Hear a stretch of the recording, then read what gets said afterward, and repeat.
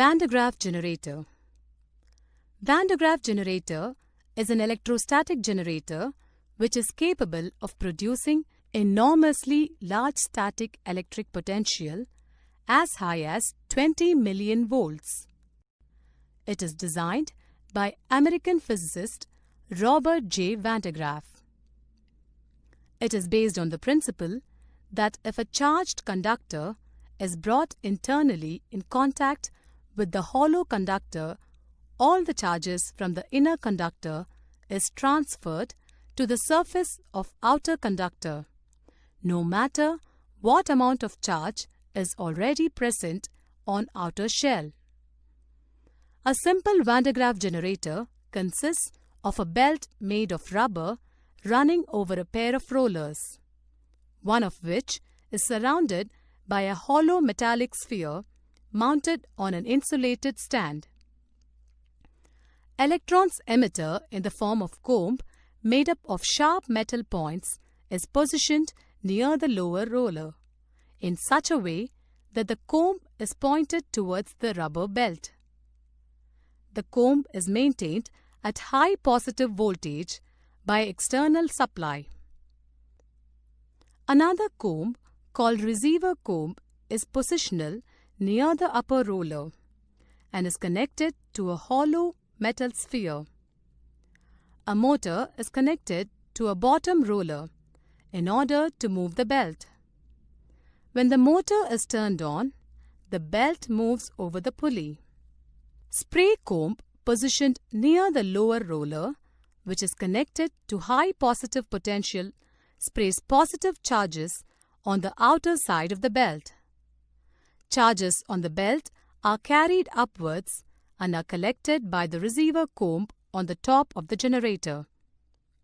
Since the upper comb is connected to hollow conductor, the charge gets transferred to a hollow sphere.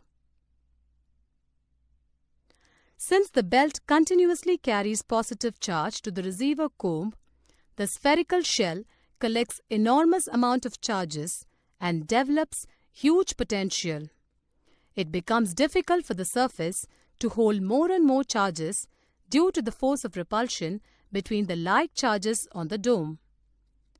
When the potential of the spherical shell exceeds the breakdown value of air around the sphere gets ionized and leakage of charge takes place from the sphere. Van de Graaff generator produces a beam of high energy particles in the range greater than megavolt. നമസ്കാരം. Van de graph generator എന്ന വീഡിയോയിലേക്ക് സ്വാഗതം. Van de graph generator എന്ന് പറയുന്നത് ഈ ഒരു ചാപ്റ്ററിലെ അവസാന സെക്ഷനാണ്. പ്രധാനമായും വളരെ വലിയ വോൾട്ടേജ് ഉണ്ടാക്കാൻ ഉപയോഗിക്കുന്ന ഒരു ഡിവൈസാണ് van de graph generator. Okay, van de graph എന്ന് പറഞ്ഞ ഒരു സയൻറ്റിസ്റ്റാണ് ഈ വാൻ ഡെ ഗ്രാഫ് ജനറേറ്ററിന് പിന്നിലുള്ളത്.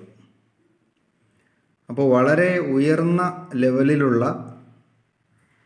പൊട്ടൻഷ്യൽ ഉണ്ടാക്കാനാണ് van de graph generator device ചെയ്തിരിക്കുന്നത്. അപ്പോൾ പ്രധാനമായും ഇതിൻ്റെ പ്രിൻസിപ്പിൾ എന്ന് പറയുന്നത് ഒരു വലിയ സ്ഫിയർ എടുക്കുന്നു. ഈ ഒരു വലിയ സ്ഫിയർ എടുത്തു കഴിഞ്ഞാൽ ഇപ്പോൾ ഇത് പോസിറ്റീവ്ലി ചാർജ്ഡ് ആണ്. This is positively charged. അപ്പോൾ ഈ വലിയ സ്ഫിയറിനകത്ത് ബൈ എനി മീൻസ് ഒരു ചെറിയ സ്ഫിയർ ഇതിനകത്തേക്ക് കൊണ്ടുവരിക. ആദ്യമുള്ളതൊരു ഹോളോ സ്ഫിയറാണ്. ഇതൊരു ഹോളോ സ്ഫിയറാണ്.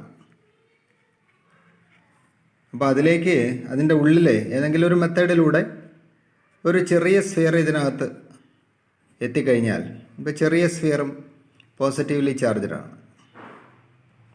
ഓക്കെ, എന്നിട്ട് ഇത് തമ്മിൽ ഒരു വയർ ഉപയോഗിച്ച് കണക്ട് ചെയ്താൽ ശരിക്കും ഈ ചെറിയ സ്ഫിയറിൽ നിന്ന് ചാർജസ് വലിയ സ്ഫിയറിലേക്ക് ഒഴുകാൻ തുടങ്ങും, ഇങ്ങോട്ടൊഴുകും. അതാണ് എൻ്റെ പ്രിൻസിപ്പിൾ. അപ്പോൾ എന്താ principle? If a smaller sphere is placed inside a larger hollow sphere, charges will flow from the smaller sphere to larger one. അതാണ് വാൻ ഡെ ഗ്രാഫ് ജനറേറ്ററിൻ്റെ. എന്നിട്ട് കുറേ നേരം കഴിയുമ്പോൾ ഈ വലിയ സ്ഫിയറിൽ ചാർജ് കൂടി കൂടി ഇതിൻ്റെ പൊട്ടൻഷ്യൽ വളരെയധികം കൂടും. പൊട്ടൻഷ്യൽ ഭയങ്കരമായിട്ട് കൂടും. അതാണ് വാൻ ഡി ഗ്രാഫ് ജനറേറ്റർ. അപ്പോൾ ശരിക്കും ഇതിൽ നിന്ന് ഇങ്ങോട്ട് ചാർജ് ഫ്ലോ ചെയ്യണമെങ്കിൽ, ചെറുതിൽ നിന്ന് വലുതിലേക്ക് ചാർജ് ഫ്ലോ ചെയ്യണമെങ്കിൽ ഇതിൻ്റെ പൊട്ടൻഷ്യൽ കൂടിയിരിക്കണം, ഇതിൻ്റെ പൊട്ടൻഷ്യൽ കുറവായിരിക്കണം. അപ്പോൾ അതെങ്ങനെയാണെന്ന് കഴിഞ്ഞ വീഡിയോയിൽ നമ്മൾ പഠിച്ചിരുന്നു. എങ്കിലും നമ്മുടെ ടെക്സ്റ്റ് ബുക്കിൽ ഒരു തിയറി പറഞ്ഞിട്ടുണ്ട്. അതെങ്ങനെയാണ് കിട്ടുന്നതെന്ന് നമുക്ക് നോക്കാം. ഓക്കെ, അപ്പോൾ ചെറിയ സ്ഫിയറിൻ്റെ റേഡിയസ് സ്മാൾ ആർ എന്ന് വിളിക്കാം. ചെറിയ സ്ഫിയറിൻ്റെ റേഡിയസ് സ്മാൾ ആർ. വലിയ സ്ഫിയറിൻ്റെ റേഡിയസ് ക്യാപിറ്റൽ ആർ എന്ന് വിളിക്കാം. ഇത് ക്യാപിറ്റൽ ആർ. ഓക്കെ, ഇത് സ്മാൾ ആർ. അപ്പോൾ എനിക്കറിയേണ്ടത് ആദ്യം ഈ വലിയ സ്ഫിയറിൻ്റെ സർഫസിലുള്ള ടോട്ടൽ പൊട്ടൻഷ്യൽ എത്ര വരും. അപ്പോൾ വലിയ സ്ഫിയറിൽ ക്യൂ ചാർജാണ്, ക്യാപിറ്റൽ ക്യൂ. ചെറിയ സ്ഫിയറിൽ small Q. What is the potential on the surface of large sphere, large hollow sphere. അതിനെ വി ക്യാപിറ്റൽ ആർ എന്ന് വിളിക്കാം. അപ്പോൾ ഇതിൻ്റെ ഈ സർഫസിലുള്ള പൊട്ടൻഷ്യൽ നമ്മൾ അളക്കണമെങ്കിൽ ആദ്യം വലിയ സ്ഫിയർ മൂലം ഉണ്ടാകുന്ന പൊട്ടൻഷ്യൽ അറിയണം. ഏതൊരു സ്ഫിയറിൻ്റെയും സർഫസിലുള്ള പൊട്ടൻഷ്യൽ നമുക്കറിയാം 1/4πε0 ഇൻറ്റു അതിൻ്റെ ചാർജ് അല്ലേ, ഡിവൈഡഡ് ബൈ സർഫസിലാകുമ്പോൾ അതിൻ്റെ റേഡിയസ് ക്യാപിറ്റൽ ആർ. ഇനി ഈ ഒരു ചെറിയ സ്ഫിയർ മൂലവും ഇവിടെ ഒരു പൊട്ടൻഷ്യൽ ഉണ്ടാവും, അതും കൂടെ ആഡ് ചെയ്യണം. അപ്പോൾ ഈ ചെറിയ സ്ഫിയർ മൂലം ഇവിടെ ഉണ്ടാകുന്ന പൊട്ടൻഷ്യൽ അറിയണമെങ്കിൽ 1/4πε0 ഇൻറ്റു ചെറിയ സ്ഫിയറിൻ്റെ ചാർജ് ക്യൂ ഡിവൈഡഡ് ബൈ, ഇനി ചെറിയ സ്ഫിയറിൻ്റെ സെൻട്രൽ നിന്ന് ഇതുവരെയുള്ള ഡിസ്റ്റൻസ്, ഈ ഡിസ്റ്റൻസ് ഇത്രയും, അതെത്ര തന്നെയാണ്? ക്യാപിറ്റൽ ആർ തന്നെയാണ്. അത് ക്യാപിറ്റൽ ആർ തന്നെയാണ്. ഈ ഡിസ്റ്റൻസ് ഇവിടെ അല്ലേ കണ്ടുപിടിക്കുന്നു. So capital R. That is the potential on the surface of large sphere.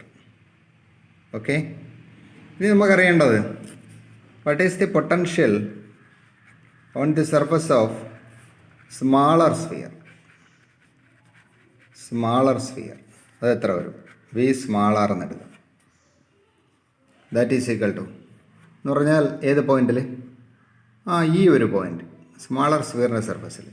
അപ്പോൾ ആദ്യം സ്മാളർ സ്ഫിയറിൻ്റെ സർഫസിലുള്ള 1/4πε0 ഇൻറ്റു സ്മാളർ സ്ഫിയറിൻ്റെ ചാർജ് ക്യൂ ബൈ, ഇനി സ്മാളർ സ്ഫിയറിൻ്റെ റേഡിയസ് ആർ. ഇതെല്ലാത്തിലും നമ്മൾ എഴുതുന്നതാണ് അല്ലേ. ഏതൊരു സ്ഫിയർ എടുത്തു കഴിഞ്ഞാലും അതിൻ്റെ പൊട്ടൻഷ്യൽ അതിൻ്റെ സർഫസിൽ എടുക്കുമ്പോൾ അതിൻ്റെ ചാർജും അതിൻ്റെ റേഡിയസും എടുക്കും. പ്ലസ് ഇനി ഈ പോയിന്റിൽ ഈ വലിയ സ്ഫിയർ മൂലം ഉണ്ടാകുന്ന ഒരു പൊട്ടൻഷ്യൽ ഉണ്ടാകും ഈ ഒരു പോയിന്റിൽ. അപ്പോൾ വലിയ സ്ഫിയറിൻ്റെയും ചെറിയ സ്ഫിയറിൻ്റെയും സെൻറ്റർ ഇത് തന്നെ. അപ്പോൾ ഡിസ്റ്റൻസ് ഇവിടെ നിന്ന് മാത്രമേ നമ്മൾ അളക്കാവൂ. ഓക്കെ, അപ്പോൾ ശരിക്കും വലിയ സ്ഫിയറിൻ്റെ സെൻറ്റർ ഇവിടെയാണ്, പക്ഷേ വലിയ സ്ഫിയറിൻ്റെ ചാർജ് ക്യാപിറ്റൽ ക്യൂ ആണ്. അങ്ങനെയാണെങ്കിൽ വലിയ സ്ഫിയറിൻ്റെ അകത്ത് എപ്പോഴും പൊട്ടൻഷ്യൽ എന്ന് പറയുന്നത് 1/4πε0 ഇൻറ്റു, ഇനി വലിയ സ്ഫിയറിൻ്റെ charge capital Q divided by, ഇനി ഇതാണ് പോയിൻ്റ് അല്ലേ, ഈ പോയിൻ്റ്. അപ്പോൾ നമുക്കറിയാം ഒരു വലിയ സ്ഫിയറിൻ്റെ ചാർജ് എടുത്ത് ക്യാപിറ്റൽ ക്യൂ ആണെങ്കിൽ ശരിക്കും അതിൻ്റെ പൊട്ടൻഷ്യൽ സർഫസിലും അതിൻ്റെ ഇൻസൈഡിൽ ഏത് പോയിന്റിലും സെയിം ആയിരിക്കും അല്ലേ. അപ്പോൾ ദെർഫോർ 1/4πε0 ഇൻറ്റു സർഫസിലുള്ളത് തന്നെയാണ് ഇൻസൈഡും. അപ്പോൾ ക്യൂ ബൈ ക്യാപിറ്റൽ ആർ. അപ്പോൾ ഇത് ലാർജ് സ്ഫിയറിൻ്റെ സർഫസിൽ, ഇത് സ്മാളർ സ്ഫിയറിൻ്റെ സർഫസിൽ ടോട്ടലാണ് എടുത്തിരിക്കുന്നത്. രണ്ടെണ്ണം വെച്ചുകൊണ്ടുള്ള ആഡ് ചെയ്യണം. ഇനി ഞാൻ ചെയ്യുന്നത് ഈ ചെറിയ സ്ഫിയറിൻ്റെ പൊട്ടൻഷ്യലിൽ നിന്ന് വലിയ സ്ഫിയറിൻ്റെ പൊട്ടൻഷ്യൽ മൈനസ് ചെയ്യും. എന്ത് വരും? V small R minus V capital R. അപ്പോൾ വി സ്മാൾ ആർ ഇതാണ് അല്ലേ. അപ്പോൾ ഇത് രണ്ടും എടുത്തിട്ട് ഇത് മൈനസ് ചെയ്യുക. മൈനസ് ചെയ്യുമ്പോൾ ശരിക്കും ഏത് ടേം ക്യാൻസലായി പോകും? എവിടെ? ഈ ടേമും ക്യാൻസലായി പോകും അല്ലേ. ബാലൻസ് ഇതേ മൈനസ് ഇതല്ലേ. അപ്പോൾ ആദ്യം ഇത് എഴുതാം. 1/4πε0 into Q by R minus 1/4πε0 into Q by capital R. ഇനി കോമൺ ആയിട്ടുള്ളത് എട് Q/4πε0 ആണ് കോമൺ. അകത്ത് 1/r മൈനസ് 1/R അല്ലേ. ഇനി ഇവിടെ നിങ്ങൾ അറിയേണ്ടത് സ്മാൾ ആർ ആണോ ക്യാപിറ്റൽ ആർ ആണോ? ചെറുത്. Small R is less than capital R. Small R ചെറുത്. അങ്ങനെയാണെങ്കിൽ 1/r വലുതായിരിക്കും. ശരിയല്ലേ? അത് നമുക്ക് സിമ്പിൾ മാത്തമാറ്റിക്സ്. 1/r 1/r വലുതായിരിക്കും, 1/R ചെറുത്. അങ്ങനെയാണെങ്കിൽ ഇതെന്തായിരിക്കും എപ്പോഴും? therefore VR മൈനസ് ഈ ക്യാപിറ്റൽ ആർ കുറയ്ക്കുമ്പോൾ എപ്പോഴും ഒരു പോസിറ്റീവ് ആയിരിക്കും കിട്ടുന്നത്. കാരണം ഇത് വലുത്, ഇത് ചെറുത്, പോസിറ്റീവായിരിക്കും. അപ്പോൾ അത് പോസിറ്റീവാണെന്ന് പറഞ്ഞാൽ അതിൻ്റെ അർത്ഥം എന്താണ്? VR is greater than V capital R എന്ന് പറഞ്ഞാൽ ചെറുതിൻ്റെ പൊട്ടൻഷ്യലാണ് കൂടുതൽ, വലുതിൻ്റെ പൊട്ടൻഷ്യൽ കുറവ്. അതാണ് കഴിഞ്ഞ വീഡിയോയിലും പറഞ്ഞത്. ചെറുതിൻ്റെ പൊട്ടൻഷ്യലാണ് കൂടുതലെങ്കിൽ, ഇപ്പോൾ ഇതിന് 100 ഇതിന് 25 ആണെങ്കിൽ ശരിക്കും 100 വോൾട്ടിൽ നിന്ന് 25 വോൾട്ടിലേക്ക് ഇങ്ങോട്ടായിരിക്കും ചാർജ് ഫ്ലോ ചെയ്യുന്നത്. കുറേ നേരം കഴിയുമ്പോൾ ചാർജ് ഇങ്ങനെ ഫ്ലോ ചെയ്യും. ഇതാണ് വാൻ ഡെ ഗ്രാഫ് ജനറേറ്ററിൻ്റെ തിയറി എന്ന് പറയുന്നത്. ഓക്കെ, അപ്പോൾ it is a device used to produce very high potential of the order of million volts.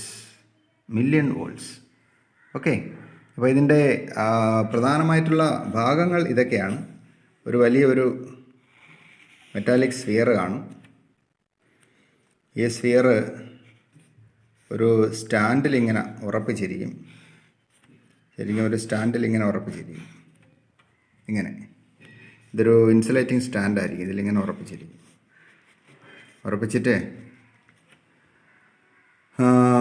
ഒരു ബെൽറ്റ് ഇങ്ങനെ കിടന്ന് കറങ്ങിക്കൊണ്ടിരിക്കും. അപ്പോൾ ഇവിടെ 2 പുള്ളി കാണും, 2 സ്മാളർ പുള്ളീസ്. ഈ പുള്ളിയുടെ മുകളിലൂടെ ഒരു ബെൽറ്റ് കിടന്ന് ഇങ്ങനെ കറങ്ങും. അപ്പോൾ ബെൽറ്റ് കറക്കണമെങ്കിൽ ശരിക്കും നമുക്കറിയാം ഒരു മോട്ടർ വേണം അല്ലേ. അപ്പോൾ ഒരു മോട്ടർ ഇവിടെ ഘടിപ്പിക്കുക. ഇവിടെ ഒരു മോട്ടർ ഘടിപ്പിച്ച് ആണ് ഈ ബെൽറ്റ് കറങ്ങുന്നത്. അപ്പോൾ ഈ ബെൽറ്റ് പിന്നെ ഉള്ളത് ഇവിടെ ഒരു കോമ്പ് കാണും. ചീപ്പിൻ്റെ ആകൃതിയിലെ ഒരു സംഭവം. അതൊരു ഹൈ ടെൻഷൻ ബാറ്ററിയിലേക്ക് ഘടിപ്പിച്ചിരിക്കും. High tension. ഇവിടെ പോസിറ്റീവ് ചാർജ് ആയിരിക്കും, പോസിറ്റീവ് നെഗറ്റീവ് എന്ന് പറഞ്ഞാൽ പോസിറ്റീവ് ചാർജസ് ആയിരിക്കും ഇവിടെ ഉണ്ടാവുക. ഇതിൻ്റെ ടിപ്പിൽ പോസിറ്റീവ് ചാർജസ് ഉണ്ടാവും. അപ്പോൾ ഈ മോട്ടർ ഓണാകുമ്പോൾ സംഭവിക്കുന്നത് ഇത് കിടന്ന് കറങ്ങും. ഈ ഒരു ബെൽറ്റ് കിടന്ന് കറങ്ങും. ഇതൊരു ബെൽറ്റാണ്. ബെൽറ്റ് ഇങ്ങനെ കിടന്ന് കറങ്ങും. ബെൽറ്റ് കറങ്ങുമ്പോൾ ഈ പോസിറ്റീവ് ചാർജ് മുകളിലേക്ക് പോകും. ഇങ്ങനെ മുകളിലേക്ക് പോകും. അപ്പോൾ ഇവിടെയും കൂടെ ഒരു ബ്രഷ് വെച്ചിരിക്കും. ഈ ഭാഗത്ത് ഒരു ബ്രഷ് വയ്ക്കും. ഇവിടെയും കൂടെ ഒരു ബ്രഷ് വെച്ചാൽ എന്താ സംഭവിക്കുന്നത്? എന്നിട്ട് ഈ ബ്രഷ് മെറ്റാലിക് ബ്രഷായിരിക്കും, കണ്ടക്റ്റിംഗ് ബ്രഷാണ്. കാരണം കാർബൺ ബ്രഷുകളാണ് ഉപയോഗിക്കുന്നത്, കണ്ടക്റ്റിംഗ് ആണ്. അപ്പോൾ ഈ പോസിറ്റീവിനെ വലിച്ചെടുത്ത് ഇവിടെ എത്തും. ഇവിടെ എത്തുമ്പോൾ ഈ പോസിറ്റീവ് ശരിക്കും ഈ ബ്രഷിലേക്ക് കയറും. കാരണം എന്താ? ഇതൊരു ചെറിയ സ്ഫിയർ പോലെയാണ്. അപ്പോൾ ഈ ചെറിയ സ്ഫിയറിൽ നിന്ന് ഉള്ള പോസിറ്റീവ് ചാർജുകൾ വലിയ സ്ഫിയറിലേക്ക് കുറേ നേരം കഴിയുമ്പോൾ ഇതുവഴി ഒഴുകും. ഇതുവഴി ഇങ്ങനെ ഒഴുകും.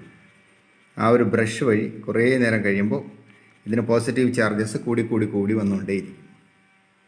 അങ്ങനെ മില്യൺ വോൾട്ട്സ് ഉണ്ടാവുന്നതാണ് ഇതിന്. ഇതാണ് വാൻ ഡെ ഗ്രാഫ് ജനറേറ്റർ. അപ്പോൾ പ്രധാനപ്പെട്ട ഭാഗങ്ങൾ എന്തൊക്കെയാണ്? 2 പുള്ളീസ് കാണും. ഇത് P1 P2. ഒരു ബെൽറ്റ് കാണും. And there is A motor and there is A high tension battery, 2 carbon brushes. Okay, അപ്പോൾ ഇതിൻ്റെ വർക്കിംഗ് ഒന്ന് പഠിച്ചു വെച്ചിരിക്കണം. ഇതാണ് ഇതിൻ്റെ വർക്കിംഗ്, ഞാൻ പറഞ്ഞല്ലോ. Okay, so see U.